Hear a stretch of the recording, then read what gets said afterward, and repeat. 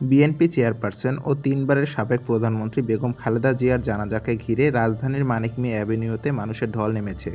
দলীয় নেতাকর্মীসহ সাধারণ মানুষের আগমনে এলাকা এখন কানায় কানায় পূর্ণ। বুধবার ৩১ ডিসেম্বর দুপুর ২টায় মানিক মিয়া অ্যাভিনিউতে তার জানাজা অনুষ্ঠিত হবে। জানাজা পড়াবেন জাতীয় মসজিদ বায়তুল মোকাররমের খতিব।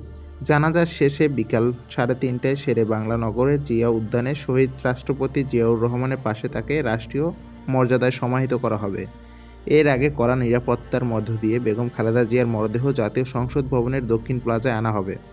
মঙ্গলবার ভোর ৬টায় রাজধানীর এবারকেয়ার হাসপাতালে তিনি চিকিৎসাধীন অবস্থায় মারা গিয়েছিলেন।